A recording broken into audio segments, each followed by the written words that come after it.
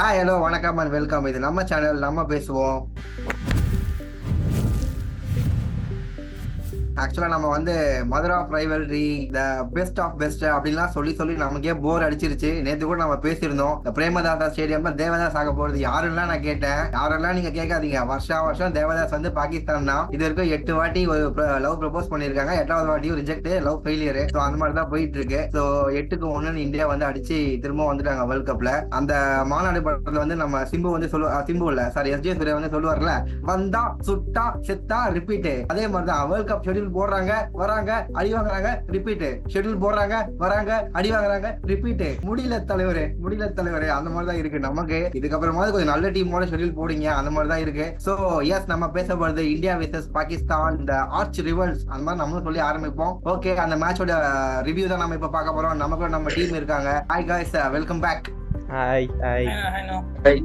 S, so Harish, நான் ஸ்ட்ரெயிட்டாவே நான் உங்ககிட்ட வரேன். ஹரிஷ், இந்தியாவோட பேட்டிங்கு ஆக்சுவலா டாஸ் வின் பண்ணி அவங்க வந்து ஃபீல்டிங் சூஸ் பண்ணி இந்தியா கிட்ட பேட் பண்ண சொன்னாங்க. இந்தியாவோட பேட்டிங் நீ எப்படி பாக்குற? இந்தியா ஃபர்ஸ்ட் இன்னிங்ஸ் ஸ்கோர் என்ன, எப்படி நினைக்கிற? அது போதுமானதா இருந்ததா?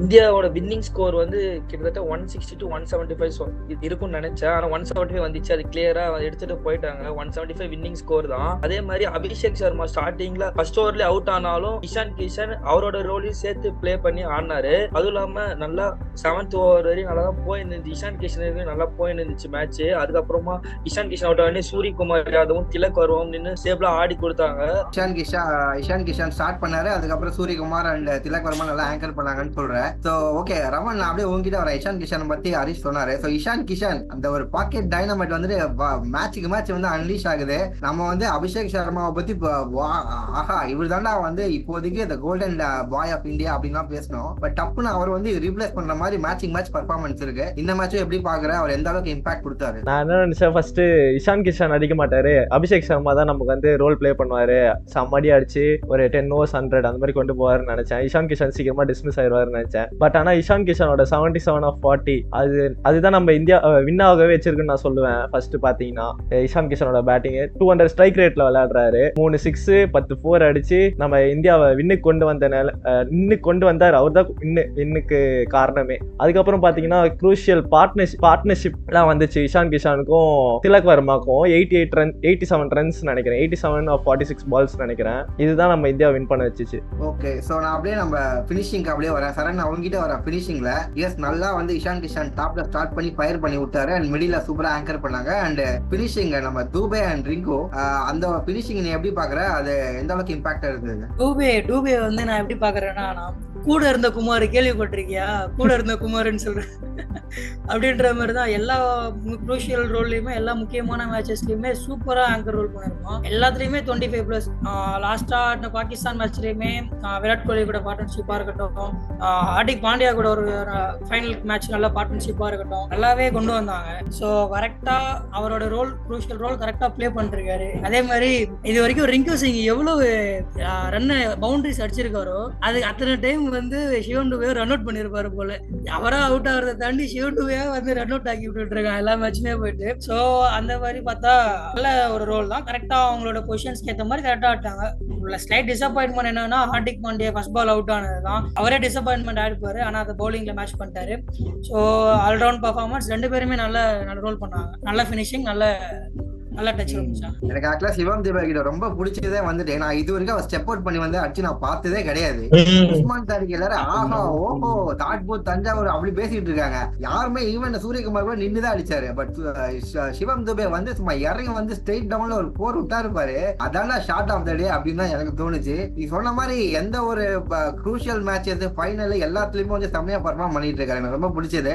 ஓகே பாரதி, நான் அப்படியே உங்ககிட்ட வரேன். பாகிஸ்தான் வந்து ஃபர்ஸ்ட் ஓவர் சூப்பரா ஸ்டார்ட் பண்ணாங்க. அபிஷேக் சர்மா ஸ்கெட்ச் போட்டு எல்லா டீமும் தூக்குறாங்க. யூஎஸ்ஏ தூக்குன மாதிரி இவங்களும் தூக்குனாங்க. பின்ன வச்சு ஆரம்பிச்சு அங்க இருந்து அதுக்கப்புறம் அப்படியே புஷ்ன்னு போயிடுச்சு. சோ அந்த பாகிஸ்தானோட ஸ்ட்ராட்டஜி பத்தி என்ன நினைக்கிறேன்? சூஸ் டு ஃபீல்ட் வேற எடுத்தாங்க. அவங்க டாஸ் வின் பண்ணி ஃபீல்டு எடுத்தது வந்து ஒரு தப்பான ஸ்ட்ராட்டஜின்னு நினைக்கிறேன். ஸோ அவங்க என்ன நினைக்கிறாங்க, 5 ஸ்பின்னர், ஐ திங்க் 5-6 ஸ்பின்னரோடு நேற்று போயிருந்தாங்க. ஸோ ஸ்பின்னர்ஸை வச்சு அவங்க 150 நம்மளை வந்து ரெஸ்ட்ரிக்ட் பண்ணிட்டு அண்ட் தென் ரன்னபால் கேம் மாதிரி இருக்கும். ஸோ வந்து கேமை வந்து ஃபினிஷ் பண்ணலாம். அந்த மைண்ட் செட்ல அவங்க வந்து சூஸ் டு பவுல் எடுத்திருந்தாங்கன்னா அது நல்லா இருந்திருக்கும்.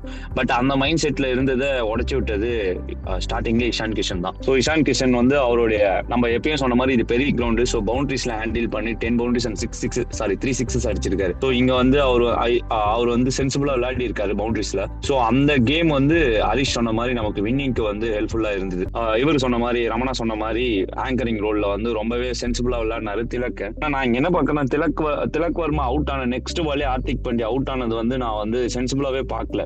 ஓகே தான், நாம வந்து டாப்ல தான் இருக்கும், நம்ம வந்து ஃபார்ம்ல தான் இருக்கும், எனிதிங் ஓகே தான். பட் நீ அந்த இடத்துல வர ஆல்ரெடி வந்து விக்கெட் போயிருக்கு, அந்த ஓவர்ல விக்கெட் போயிருக்கு.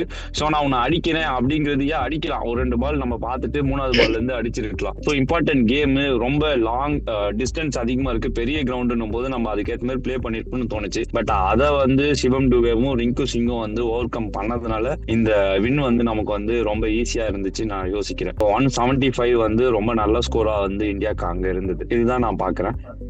ஓகே பாரதி. சோ சரண், நான் அப்படியே உங்ககிட்ட வரேன். பாகிஸ்தான் பவுலிங் பத்தி நான் உங்ககிட்ட வரேன். ஸ்பின்னர்ஸ் வந்துட்டு ஓரளவுக்கு, அதாவது அந்த ஸ்பின்னர்ஸே 2 விதமா பார்க்கலாம். 2 ஸ்பின்னர் சூப்பரா போட்டாங்க, மீதி பேர் அடி வாங்கினாங்க. அப்ரார் அகமதுலாம் அடி வாங்கினாரு. அண்ட் அவங்களோட பிரீமியம் பவுலர்ஸ் வந்துட்டு தர்மடி வாங்கினாங்க. ஸோ அவங்களோட பவுலிங் ஓவரால் எப்படி பாக்குறேன்? ஆக்சுவலி சல்மான் அலிகான் வந்து ஃபர்ஸ்ட் ஓவர் போட்டதை வந்து நான் ரொம்பவே இதுவாக தான் பார்க்குறேன். ஏன்னா அவங்க அது ஃபர்ஸ்ட் ஓவர் கரெக்டான ஸ்ட்ராட்டஜில தான் வந்தாங்க. அவரோட விக்கெட்டையுமே எடுத்ததுக்கு அப்புறம் உடனே ஷைன் அஃப்ரிடி அந்த பிரீமியம் ஃபாஸ்ட் பவுலரை கொண்டு வந்தாங்க. நம்ம ப்ரிவியூல சொன்ன மாதிரி பிரீமியம் ஃபாஸ்ட் பவுலரை போட்டு அடிங்கடா அப்படின்னு இருந்துச்சு. ஃபர்ஸ்ட் ஓவர் ஷோரா பிரீமியம் வந்து இருந்தாருன்னா பிரீமியம் ஃபர்ஸ்ட் ஓவர்ல அடிச்சிருப்பாரு அபிஷேக் சர்மா.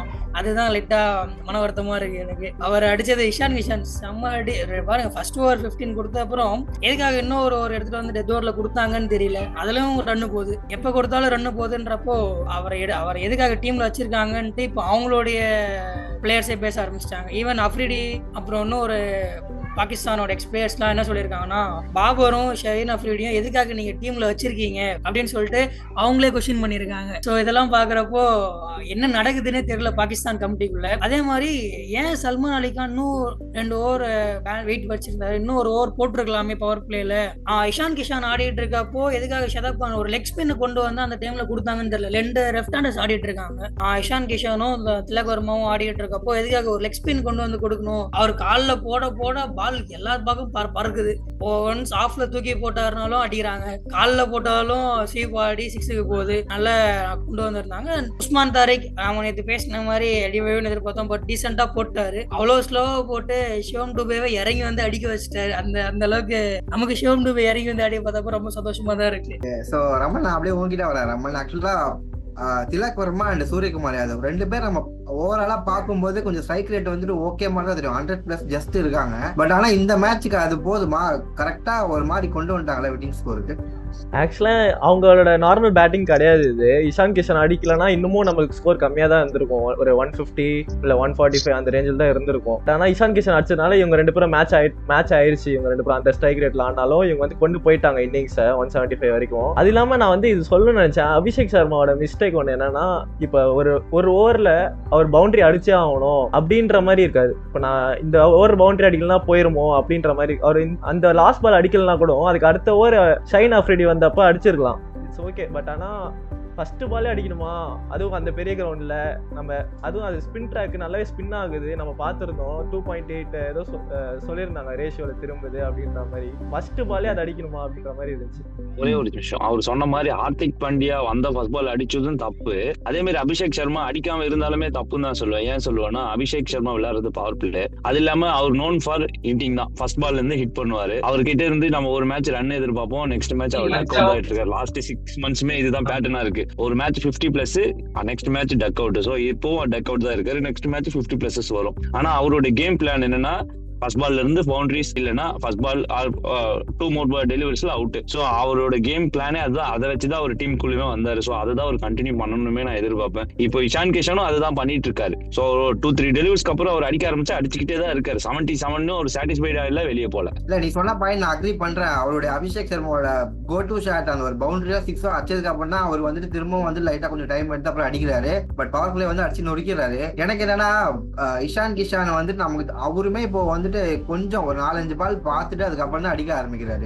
அதே ரூட் அட்லீஸ்ட் ஒரு 2-3 பால் பார்த்துட்டு அபிஷேக் ஆடலாமா, இல்ல வந்த உடனே அந்த ஃபர்ஸ்ட் போட்டு ஷாட் அது இல்ல அடிக்கிறது தான் கரெக்ட். அந்த ஃபர்ஸ்ட் பால்ல இருந்து அவர் அடிக்கிறது தான் we known for him. அதனாலதான் அங்கதான் நமக்கு வந்து இவ்வளவு தூரம் நம்ம வின் பண்ணதும் அங்கதான். இன்கேஸ் இப்ப அவர் 77 இஷான் கிஷன் அடிச்சு இவர் ஒரு 30+ அடிச்சிருந்தாலும் நம்ம இன்னும் ஒரு 20+ ரன்ஸோ இல்ல 30+ ரன்ஸோ ஸ்கோர்ல இருந்திருக்கும். பட் நமக்கு நம்மளோட மிடில் ஆர்டர்ஸே எதுக்குன்னா அபிஷேக் சர்மா அடிப்பாரு இல்ல அவுட் ஆயிடுவாரு. சோ அங்க இருந்து கேமை எடுத்துட்டு போறதா இவங்களுமே வந்து அதுக்குதான் வந்து பிராக்டிஸ் பண்ணிருப்பாங்க. சோ இஷான் கிஷன் அபிஷேக் சர்மா அடிப்பாங்க, அவங்க அப்படிதான் ஆடுவாங்க, அவங்க அப்படி ஆடுறதா கரெக்டுமே. ஏன்னா பவர் பிளேல 2 ஃபீல்டர் தான் இருப்பாங்க வெளியே. சோ அங்க மேக்ஸிமம் கேபிட்டலைஸ் பண்ணும்போது ரிஸ்க் எடுத்துதான் ஆகணும். அந்த ரிஸ்க் நமக்கும் வரலாம் அவங்களுக்கும் போலாம். சோ அதுதான். ஓகே, சோ ஹரிஷ் நான் அப்படியே உங்ககிட்ட வரேன். நம்ம பும்ராவோட பவுலிங் நீ எப்படி பாக்குற? ஆக்சுவலா செகண்ட் ஓவர்ல வந்துட்டு அப்படியே ட்வின் ஸ்ட்ரைக் பண்ணி மேட்ச் அங்கேயே சீல் பண்ணிட்டாருன்னு நினைக்கிறேன். ஆல்மோஸ்ட் சாய் நாய்க்கு வந்து ஃபர்ஸ்ட் பாலே பும்ராவை 6 அடிச்சுட்டு ஒரு 6 அடிக்கணும்னு அடிக்கல, ஏனோ தானோன்னு பட்டு பின்னாடி போயிடுச்சு. அது அடுத்த பாலே நீ என்னையே அடிக்கிறியா, நான் யாருன்னு காட்டுறேன்ற மாதிரி வந்து விக்கெட் எடுத்தாரு.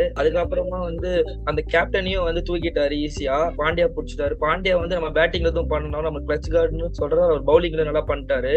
அப்படியே சரண் நான் உங்ககிட்ட வரேன். அந்த கேப்டன், அந்த பாகிஸ்தான் கேப்டனை பத்தி நம்பர் 3ல வந்து எதுக்கு அவர் ஆடுறாரு, இது வரைக்கும் அவர் நம்பர் 3ல என்ன பண்ணிருக்காரு? எனக்கு தெரிஞ்சு ஒரு 10 ரன் கூட தாண்டல நான் நினைக்கிறேன் நம்பர் 3ல விளையாடி. அது என்ன பொசிஷனோ கேப்டன்சின்னு எடுத்துட்டா போதும், நான் தான் வந்து போடுவேன், நான் தான் வந்து ஒன்று ஆடுவேன் அப்படின்ற மாதிரி வராரா? நம்ம கல்லி கிரிக்கெட்ல போடுவோம்ல, பேட் யார்கிட்ட இருக்கோ அவன் தான் ஃபர்ஸ்ட் பேட்டிங் பண்ணுவேன், பால் யார்கிட்ட இருக்கோ நான் தான் ஃபர்ஸ்ட் ஓவர் போடுவேன்னு வர மாதிரி ஒன் டவுன் கரெக்டா வந்து அவர் ஆரம்பிச்சு. அதான் ஒன் டவுன் வந்து அதுக்கேற்ற மாதிரி அவர் வந்துடுறாரு. பட் இது வரைக்கும் அவர் பேட்டிங் அந்த அளவுக்கு ப்ரூவ் பண்ணியிருக்காருன்னா அந்த பைலேட்டரல் சீரிஸ்ல அந்த மாதிரி ஆடி இருக்கலாம். பட் ஒரு ஐசிசி டிராபி மாதிரியான ப்ரெஷர் கண்டிஷன்ஸ்ல அவர் வந்து ப்ரூவ் பண்ண மாதிரி இது வரைக்கும் எனக்கு தெரியல. சோ ஃபைன், அதுக்கு பாபரே ஒன் டவுன் ஆடலாம். அவர் வந்து ஒண்ணு இல்ல அதுதான். இப்போ பாபர் 10 பாலுக்கு ஸ்ட்ரைக் ரேட் 60ல ஆடுறாரு, இவர் 80ல ஆடுறாரு. சோ 20 ஸ்ட்ரைக் ரேட் இவர் இன்க்ரீஸ்ல இருக்கிறதுனால அவரை விட இவர் பெட்டர் தான். நம்ம அப்படி யோசிக்கும்போது சல்மான் ஆக பெட்டர். இல்ல நேத்து நான் மேட்ச் அந்த மைண்ட் செட்ல தான் சல்மான் ஆக இறங்குறாரு நினைக்கிறேன். நீ 60ல ஆடுறதுக்கு நான் 80ல ஆடுற ஸ்ட்ரைக் ரேட் அப்படின்ற மைண்ட் செட்ல தான் அவர் இறங்கி இருப்பாரு. ஆனா நேத்து மேட்ச் பார்க்கும்போது என்ன நினைச்சா, ஒரு பால் வெளியே போயிடுச்சு, அவர் அடிக்க ட்ரை பண்ணாரு. ஐயோ அடிச்சிருக்கலாமே, 6 போயிருந்திருக்குமே அடிச்சிருந்தா அப்படின்னு நினைச்சேன். ஆனா அடுத்த பால் பும்ரா போட்ட பால் அவுட். அது அப்படியே சிரிப்பாயிருச்சு எனக்கு பார்த்தோன்னே. பாபர் வந்து ஒரு மேட்ச்ல இன்னொன்னு நடந்துச்சு. ஹார்திக் பாண்டியா நோ லுக் 6 அடிச்சிருப்பாரு, நேத்து நோ லுக் விக்கெட் எடுத்திருக்காரு. அந்த வீடியோஸ் வந்து வைரலா போயிட்டு இருக்கு. ஆமா ரிங்கு சிங் கேட்ச் அதுதானே. அந்த கேட்ச் மட்டும் ஏதாச்சும் டிராப் ஆயிருச்சு, ஆர் ஆஃப் அப்படிங்க அப்படியே -6ல போயிருக்கும். நேத்து ஆரா வாக்கிங் தான். அதே மாதிரி குல்தீப் யாதவ் விட்டு கொஞ்சம் டீசென்ட்டா ஆடினா அவங்க டீமுக்கு. அவனையும் ஃபர்ஸ்ட் தூக்கணும்னே அப்பவே தெரிஞ்சு போச்சு 50% காலி அப்படின்ட்டு. அந்த பாபர் பத்தி சொல்றேன். அந்த பாபர் என்ன ஒரே சந்தோஷப்படலாம்னா, பும்ரா கிட்ட அவுட் ஆகல, அக்ஷர் பட்டேல் கிட்ட அவுட் ஆயிடலாம். அவனா அதை வேணா சந்தோஷமா சொல்லிக்கலாம், அப்பா நம்ம பும்ரா கிட்ட அவுட் ஆகலப்பா அப்படின்ட்டு வேணா. அந்த பாபரோட விக்கெட் எக்ஸ்பிளைன் பண்றேன். அக்ஷர் பட்டேல் லெஃப்ட் ஆர்ம் பவுல்ல போடும்போது வித் ஆர்ம் அந்த பால் போகுது, எங்க பிச்சாது, என்ன டேர்ன் ஆகுது எதுவுமே தெரியாம ஒரு நத்திங் ஷாட், ஸ்டிக் எல்லாத்தையும் விட்டுட்டு ஒரு ஸ்வீப். அது என்ன ஷாட், என்ன கேம் பிளான் ஒண்ணுமே புரியல எனக்கு. நேற்று மேட்ச் பார்க்கும்போது எப்படி இருந்துச்சுன்னா, இந்தியா வின் பண்ணிடும்லாம் அதெல்லாம் சின்ன கொஞ்சம் கூட தெரியும். இது வந்து அவ்வளவு பெரிய டஃப்பான மேட்சஸ் இல்லங்கிறது. ஆனா என்னன்னா ஃபைட்டே பண்ணலாம் அவனுங்க. எனக்கு காண்டு என்னன்னா, நீங்க ஒரு இன்டர்நேஷனல் டீம், நான் என்ன எக்ஸ்பெக்ட் பண்றேன்னா, ஒரு ஆப்கானிஸ்தான் எப்படி வந்து ஃபைட் பண்றான், ஒரு மேட்ச் அவன் ஃபைட் பண்றதும், ஒரு நெதர்லாந்து ஃபைட் பண்றதும், ஒரு நேபாள் ஃபைட் பண்ணதும், இதெல்லாம் பார்த்துட்டு இவங்க வந்து இது வந்து ஒரு பெரிய மேட்ச் தான், ஸ்ட்ரீமிங் லெவல்லையும் சரி, பிசினஸ் லெவல்லையும் சரி, கிரிக்கெட் லெவல்லையும் சரி, ஃபேன்ஸ் நடுவுலையும் எவ்வளவு பெரிய மேட்ச். ஆனா அவங்களுக்கு அந்த ரெஸ்பான்சிபிலிட்டியோட பிளே பண்ண மாதிரி எனக்கு சுத்தமா தெரியல. அதுவும் பாபர் அசாமோட அந்த போல்ட் ஆகும் போதெல்லாம் எனக்கு லிட்டரலா இந்த கேம் பார்க்கறதுக்கு சும்மா இருந்தலாம்னு தோணுச்சு. ஐயும் வரல, காலும் வரல, சீக்கா சொல்ற மாதிரி ஏதோ கண்ண முடின்னு சுத்தி ஒரு அவுட் அப்படிதான் இருந்தது. ஓகே ரமன், நான் அப்படியே உங்ககிட்ட வரேன். ஆக்சுவலா அவங்க பவுலிங்ல வந்துட்டு அவ்வளவு பேர் ட்ரை பண்ணாங்க, 6-7 பேர் ட்ரை பண்ணாங்க பாகிஸ்தான்ல. சரி, இவ்வளவு பேர் ட்ரை பண்ணதுக்கு அந்த ஒரு ஃபஹீம் அஷ்ரப் ஒரு ஓவர் கொடுத்துருக்கலாமா? அட்லீஸ்ட் அவருக்கு வந்து கொஞ்சம் மீடியம் பாஸ்ட், ரொம்ப ஒரு கட்டர்ஸ் அந்த மாதிரி ஏதாவது போட்டிருப்பாரு. ஷாஹின் ஷா அப்ரேடி கொடுத்து மொத்தனதுக்கு ஃபஹீம் அஷ்ரப்காவது கொடுத்துருக்கலாமா பவுலிங் ஒரு ஓவர்? அதாவது பாத்தீங்கன்னா இனிஷியல் ஸ்டேஜஸ்ல அந்த பிட்ச் வந்து பேசர்ஸ்க்கு உதவி இருக்கும். அவங்க என்ன பண்ணாங்க, இனிஷியல் ஸ்டேஜ்ல ஒரு ஸ்பின்னர் கொண்டு வந்தாங்க. நம்ம இந்தியா எப்படி பண்ணாங்க, ஃபர்ஸ்ட் ஒரு பேசர் கொடுத்து விக்கெட் எடுக்க ட்ரை பண்ணாங்க. அப்ப இனிஷியல் ஸ்டேஜ்ல பேசர்ஸ்க்கு கொஞ்சம் கிரிப் இருந்திருக்கும். பட் ஆனா போக கொடுத்திருந்தா அவரையும் போட்டு சாத்திருப்பாங்கன்னு தான் எனக்கு தோணுது. ஓகே, அது கன்ஃபார்மா தெரியும். அட்லீஸ்ட் ஒரு லக்ல ஒரு விக்கெட் விழுந்திருக்கும்போது ஒரு நர்பாஸ், அவ்வளவுதான். அந்த கேப்டனே 2 ஓவர் போட்டிருக்கலாம். மேட்ச் கொஞ்சம் இன்ட்ரெஸ்டா போயிருக்கலாம். எல்லாம் இப்டன் பட்டுதான். ஆக்சுவலா அந்த உஸ்மான் கான் நல்லா கொஞ்சம் டீசென்டா அவங்க டீம்ல அவனோட இன்னிங்ஸ் எப்படி ஏதாவது கொஞ்சம் உயிர் கொடுத்தது அவனோட இன்னிங்ஸ் ஆகுது. உஸ்மான் கான் அடிச்சதால மட்டும்தான் அந்த ஸ்கோர் வந்து 114 வந்துச்சு. இல்லைன்னா அந்த டைம்ல எல்லாம் என்ன பேச ஆரம்பிச்சிட்டாங்களா, ஆர்சிபி ரெக்கார்டு பிரேக் ஆகுமா ஆகாதான்னு அப்பவே வந்து கமெண்ட் எல்லாம் பேச ஆரம்பிச்சிட்டாங்க. இவன் ஆர்சிபி ஃபேன் தான் ஒருத்தர் இருக்காரு, அவரே பேசணும். இல்ல நான் ஆக்சுவலி நல்ல டீசெண்டா ஒரு சிச்சுவேஷன் அனலைஸ் பண்ணி கரெக்டா கேம் எடுத்துட்டு போகணும்னு தான் பார்த்தாரு. கூட பாபர் அசமோ இல்ல ஷதாப் கானோ கொஞ்சம் இன்னும் நின்றுட்டு இருந்தாலோ போக கண்டினியூவா 2-3 4 கிட்டத்தட்ட அடிச்சாங்க. நல்ல அந்த டைம்ல வந்து பிக் பண்ண ஸ்டார்ட் பண்ணாங்க. அப்போ அவர் கூட யாராவது ஒருத்தர் நின்று ஒரு நல்ல பார்ட்னர்ஷிப் எடுத்துட்டு போயிருந்தா அவரால் ஈஸியா கேம் கொண்டு வந்திருக்க முடியும். நல்லாவே கொண்டு வந்தார். Even though inside out shot எல்லாமே நல்லா அடிச்சாரு. படையில ஓவர் நினைக்கிறேன் 2 inside out shot back to back நல்லாவே அடிச்சாரு. நல்லா போயிட்டு அந்த மாதிரி பாபர் அசாம் அவுட் ஆன உடனே அவருக்கு கொஞ்சம் பிரஷர் ஆச்சு. அதுக்கப்புறம் ஷதாப் கான் வந்து சுத்த ட்ரை பண்ணி ஒன்னும் பால் படவே இல்லை. அவர் அடிச்சிருந்தாச்சும் உஸ்மான் கானுக்கு வந்து கொஞ்சம் இருக்கும். அவர் அந்த 28 பால் ஆடெல்லாம் வந்து எல்லா பாலும் சுத்த ஆரம்பிச்சிட்டாரு உஸ்மான் கான். சோ இதுக்கு மேலேயும் வந்து நம்ம ரன் அடிக்க போகாம விட்டுட்டோம்னா கிட்டக்க போய் வரும் அப்படின்றதால அந்த பால் இறங்கி வந்து சுத்த போய் தான் அவுட் ஆனாரு. சோ வந்து நல்லா தான் ஆடிட்டு இருந்தாரு. ஹி கேன் கூட யாரோ பார்ட்னர்ஷிப் நிக்கல, அதனால அவர் சுத்த போய் அவுட் ஆயிட்டாரு. இல்லைன்னா கொஞ்சம் இன்னும் மேட்ச் இன்ட்ரெஸ்டிங்கா கிட்ட வந்திருக்குமோன்னு ஒரு தாட். அண்ட் பாரதி மேட்ச் பார்க்கும்போது அட்லீஸ்ட் கட்லி செகண்ட் ஹாஃப் எப்படியும் போராதான் பார்த்துருப்பேன். கட்ல நம்ம வருண்க்கு ஹேட்ரிக் விழுமா அது மாதிரி ஏதாவது பார்த்துட்டு இருந்தேன். நான் ஒரு ஹேட்ரிக் எப்படியாவது எடுத்துருவான்னு தான் நினைச்சேன். அந்த ஹேட்ரிக் டெலிவரி வந்து பேட்ல தான் வாங்கினா, இருந்தாலும் அது வந்து பிச்சிங் மிஸ்ஸிங் லெக் ஸ்டிக்னும் போது மிஸ்ஸிங் ஸ்டிக் அண்ட் தென் ஹைட்டுமே கொஞ்சம் இதுவா இருந்துட்டு ஸ்லிப்லாம் வேற வச்சிருந்தாங்க. அந்த இடத்துல வேற பால் போட்டுருக்கலாம். அந்த பால் நீ வந்து பார்த்தா ஹேட்ரிக் நான் கொடுக்க மாட்டேன்னு முன்னாலே எடுத்து வந்து பேட்டை வச்சுட்டாரு அவரு. அப்பவுமே அந்த பால் பேட்ல படல. இப்போ அவர் ஒரு பவுலரை நம்ம வந்து பேட்டிங்ல அதிகமா கிரிட்டிசைஸ் பண்ண முடியாது. இப்ப அவரோட பவுலிங் ஆனா 24 ரன்ஸ் 1 விக்கெட் நல்லா இருந்தது. நான் எப்பயுமே அதான் சொல்றேன், இப்போ ஒரு நல்ல பவுலரா நான் ஏன் அவனை அடிக்க போய் அவுட் ஆகணும்? நான் அவனை அடிக்க போய் அவுட் ஆக மாட்டேன். நான் அவனை வந்து 24 பால்ஸ் நீ போட போறியா, நான் 24 பால்ஸ்க்கு நான் 30 ஆடிட்டு போறேன். 24 பால்ஸ் 30க்கு நான் எந்த ரிஸ்க்குமே எடுக்க வேண்டியது இல்லையே. எப்படியும் ஒரு பவுலர் வருவான், இருக்கவே இருக்காரு ஷஹீன் ஷா அஃப்ரிடி. நம்ம எதுக்கு நம்ம வந்து அங்க போய் ரிஸ்க் எடுக்கணும்? நான் அதுதான் சொல்லுவேனே, நீ வந்து டார்கெட் பண்ணவே இல்லை. அதே மாதிரி அவங்க பேட்ஸ்மேன்ஸ் வந்து திலக் வர்மாக்கெல்லாம் விக்கெட் கொடுத்ததை வந்து எப்படி சொல்றதுன்னா ஃபர்கிவே பண்ணக்கூடாது. பாகிஸ்தான் ஃபேன்ஸ் வந்து ஃபர்கிவே பண்ணக்கூடாது. திலக் வர்மாக்கு விக்கெட் கொடுத்ததும் திலக் வர்மா வந்து பிலோ 6 ரன் ரேட்ல பவுலிங் போட வச்சது. அதுக்கப்புறம் பாருங்க செகண்ட் ஹாஃப்ல திரும்ப பும்ராக்கு ரெஸ்ட் கொடுக்க ஆரம்பிச்சிட்டாங்க. இப்பவே சூப்பர் 8க்கு மேட்ச் நடந்துட்டு இருக்கும்போது 2 ஓவரோட நிறுத்தி நீ போதும் போப்பா அப்படின்னு அனுப்பிட்டாங்க. அவரை கூட்டு வந்திருந்தாங்கன்னா எனக்கு தெரிஞ்சு பும்ரா அந்த 2 ஓவர் கம்ப்ளீட் பண்ணியிருந்தா இவங்க 100 வந்திருக்க மாட்டாங்க. பும்ராக்கு கம்ப்ளீட் பண்ணல, வருண் சக்கரவர்த்திக்கு ஒரு ஓவர் இருந்துச்சு, அதை கம்ப்ளீட் பண்ணல, குல்தீப்புக்கு ஒரு ஓவர் இருந்துச்சு. இவங்க வந்து நம்மளோட பிரைம் பவுலர்ஸ் 4 ஓவர் போட்டு இருந்தாலே இவங்க 100 வந்திருக்க மாட்டாங்க, இன்னும் பிலோவா போயிருப்பாங்க. எனக்கு கேட்டா பாகிஸ்தான் ஃபேன்ஸ் இந்தியன் கேப்டனுக்கு வந்து தேங்க்ஸ் சொல்லணும். எப்பா நல்ல வேலை 100 கீழே நாங்க போகாதது காரணம் நீங்க தாடான்னு. ஃபர்ஸ்ட் என்ன சொல்றதுன்னே தெரியல.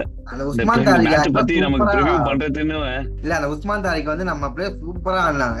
அந்த ஒரு விக்கெட் கூட அவன் கடைசி 19th ஓவரே சரி கொஞ்சம் 6 அடிக்க போய் தான் அவுட் ஆனது தவிர எனக்கு பாக்கிறதுக்கு ரொம்ப பிடிச்சது. மற்ற டீம் கம்பேர் பண்ணும்போது சூப்பரா ஆடினாங்க உஸ்மான் தாரிக்க.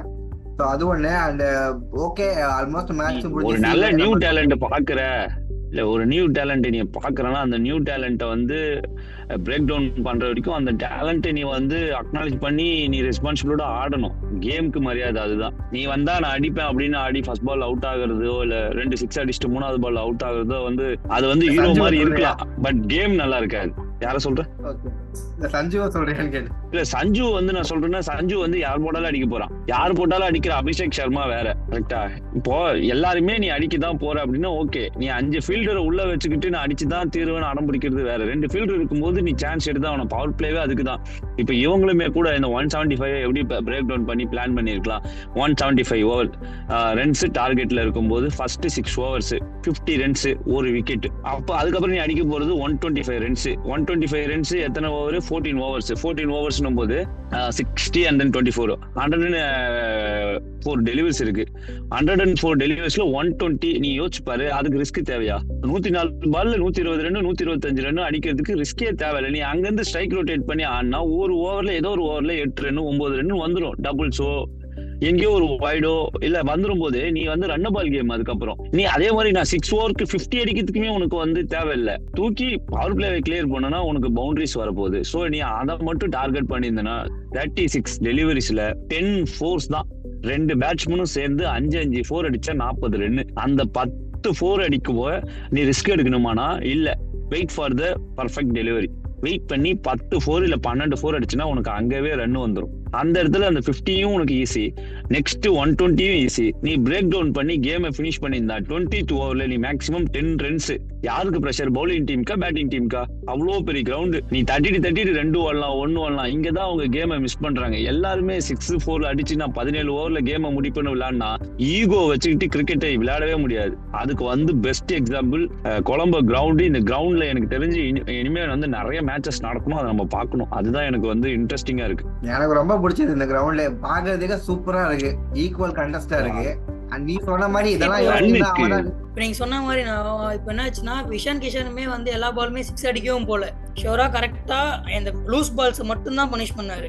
மத்த எல்லா பால்ஸுமே ஸ்ட்ரைக் ரொட்டேட்டோ அந்த மாதிரி மட்டும் தான் பண்ணாரு. அதை பார்த்துமே பாகிஸ்தான் வந்து இப்படி பண்றாங்க அப்படின்றதுதான் கொஞ்சம் ஃபன்னா இருக்கு. நீ வந்து இவர் வந்து டாப் வச்சு கேட்ச் போச்சுல பாண்டியா கிட்ட, அந்த அவர் பேட்ஸ்மேன் பேர் என்னது, ஜஸ்பிரித் பும்ரா பாண்டியா கேட்ச் ஆகா சல்மான் ஆகா. ஆமா டாப் எட்ஜ் கேட்ச். அது வந்து அதெல்லாம் என்ன ஷாட்னே எனக்கு தெரியல. நீ ஒரு பால் உனக்கு வந்து நீ ஸ்ட்ரைட்ல ஆடு மேன், ஸ்ட்ரைட்ல ஆடு. ஸ்ட்ரைட்ல ஆடுறதுக்கே இவ்வளவு யோசிக்கிறீங்க? ஸ்ட்ரைட்ல ஆடு, நீ ஸ்ட்ரைட்ல ஆடு, கவர்ல ஆடு. நீ உனக்கு நான் என்ன சொல்றேன்னா, நீ விளையாடுறது வந்து நம்ம வந்து டென்னிஸ் பாலோ இந்த பாலோ கிடையாது. நீ ஹிட் பண்ணி பவர் கொடுத்து இது பண்ணணும்னு ஜஸ்ட் டைம் பண்ணா போதும். கேப், நீ கேப்க்கு 4 பால் ஆடு. 4 பால்ல 1 பால் கேப்ல போவாது, 2 பால் கேப்ல போவாது. நீ உனக்கு நல்லா பாட ஆரம்பிச்சா கேப் தானா வரும். நீ கேப்ல ஆடு. நீ பும்ராவை ஸ்விட்சிட்டோ இல்ல ஸ்டேட்ல பவர் ஏரியல் ஷாட்டோ அடிக்க போறதுதான் கஷ்டம். நீ கேப்ல ஆடு. ரொம்ப நல்ல டெலிவரி போடுவான் பும்ரா. எப்படின்னா பிச்சிங் அவுட் சைட் ஆஃப்ல இருந்து வந்து ஆஃப் ஸ்டிக்கோட எட்ஜ்ல பட்டுட்டு போவான். அது ஒன்னும் பண்ண முடியாது. அது குட் டெலிவரிக்கு நீ அவுட் ஆகு. நீ ஒண்ணுமே பண்ண முடியாது. ஒரு டெலிவரி வந்து போடும்போது நீ அவுட் ஆயிட்டா இப்ப எல்லாருமே அக்செப்ட் பண்ண ரெடி. நீ அந்த மாதிரி டெலிவரிக்கு அவுட் ஆகல. நத்திங். ஒரு சிங்கிள் ஆடுற பால் நீ சிங்கிள் ஆட்டு போ. பும்ராவுக்கு நீ மரியாதை கொடு. இப்போ எப்படி நம்ம வந்து ஆளுங்க வந்து உஸ்மான் தாரிக்கு வந்து நம்ம ஒரு ரெஸ்பான்சிபிலிட்டி கொடுத்து ஒரு மரியாதை கொடுத்து நம்ம வந்து அவர் ஆடணுமோ, நீ அந்த மாதிரி இதை ஆடிட்டு போ. நீ பும்ராவுக்கு நீ 2 விக்கெட்டே கொடுக்காத. 4 ஓவர்ஸ் பும்ரா போட்டு 28-30 ரன்ஸ் இருக்கட்டும். 4 ஓவர்ஸ் 30 ரன்ஸ் பும்ரா அடிக்கிறது என்ன சாதாரண விஷயமா? 7 ரன் ரேட்ல ஆடுற, 7 ரன் ரேட்ல ஆட்டு போ. பும்ராவை 7 ரன் ரேட்ல ஆடினா ஒன்னும் பிரச்சனை இல்லையா? அதுக்கு எதுக்கு நீ விக்கெட் கொடுக்குற? இந்த மேட்ச் அவ்வளவுதான். அது நமக்கு தெரிஞ்ச கதை, டன் அண்ட் டஸ்டட் முடிஞ்சு போச்சு. சோ அப்படியே நம்ம வரலாம். கோயிங் ஃபார்வர்டு சூப்பர் 8ஸ்ல எப்படி இருக்க போகுதுன்னு கேட்கலாம். ஜஸ்ட் ஒரு ஓவரால் ஃபைனல் தாட். சூப்பர் 8ஸ்ல பாகிஸ்தான் கேம்பெயின் எப்படி இருக்க போகுது? ஹரிஷ் ஃபர்ஸ்ட் சரண் கிட்ட வரேன். இன்னும் நமக்கு நல்லாதான் போயிட்டு இருக்கு. பாகிஸ்தான் தான் வர போறாங்க. நமக்கு எப்படியும் ஜிம்பாப்வே இல்லைன்னா ஆஸ்திரேலியா கூட மேட்ச் இருக்கும். நமக்கு கொஞ்சம் சாப்பிட ஸ்ட்ராங்கா தான் வராங்க. சவுத் ஆப்பிரிக்கா ஆஸ்திரேலியா தான் வருவாங்கன்னு நினைக்கிறேன். பார்க்கலாம். ஹரிஷ் நீ தான் சூப்பர் 8ல முடிஞ்சிருமா? ஹரிஷ் பாகிஸ்தானுக்கு சூப்பர் 8 தாண்ட மாட்டாங்களா? அதுல இல்ல வர மாட்டாங்க தான் நினைக்கிறேன். நமீபியா கூட கண்டிப்பா தோத்துரும். நமீபியா கிட்டே தோத்துருவாங்கன்றியா? இல்ல சாபம் கொடுக்குற பேட்டிங் ஒண்ணுமே இல்ல, டீமே இல்ல. இதுனா டீம் நமீபியா ஈஸியா அடிச்சு போயிடும். ரமன் நீ என்ன நினைக்கிற? ரமன் பாகிஸ்தான் சூப்பர் 8ல அதுல இந்தியா பாகிஸ்தான் திரும்ப இந்தியா பாகிஸ்தான் வராதுன்னு நினைக்கிறேன். திரும்ப வராது. பட் ஆனா இந்தியா பாகிஸ்தான் சூப்பர் 8 குள்ள இருப்பாங்க. சோ ஐ திங்க் நம்ம ஆல்மோஸ்ட் டைம் மேட்ச் கிட்ட வந்துரும் நினைக்கிறேன். ஐ மீன் மாறி குடுத்துறாங்க. அந்த கேட்ச் டிராப் தான் வந்து மேட்சோட ஃபன்னாவே போச்சு. எப்படியே வின் பண்ண போறோம்னு தெரிஞ்சிச்சு. அப்படி இருந்தாலுமே ஹார்திக் பாண்டியா ஓவர் அந்த கேட்ச் டிராப் பட்டு 6 போனதுதான் அங்க வந்து மிகப்பெரிய விஷயம். அது விட்டுனாலே 4 போயிடும். அது என்னன்னா கிரவுண்ட்ல ரோஹித் சர்மா விராட் கோலி இருக்கிறப்பதான் குல்தீப்புக்கு வந்து கொஞ்சம் பிரச்சனைன்னு பார்த்தா ஹார்திக் அவங்க 2 பேரும் போன அப்புறமே பிரச்சனையா தான் இருக்கு. நேரம் அந்த இடத்துல ரோஹித் சர்மாவா இருந்தா இறங்கி போய் அந்த இடத்துல அவனுக்கு அடி விழுந்துருக்குன்னு நினைக்கிறேன்.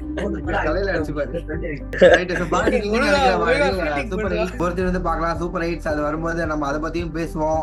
அண்ட் எஸ் இந்த வீடியோ நம்ம இதோட எண்ட் பண்ணிக்கலாம் நினைக்கிறேன். எல்லா பார்ட்ஸும் பேசிட்டோம். So okay, thank you guys, thank you so much, thanks for joining and thank you everyone. Like, share, subscribe பண்ணுங்க.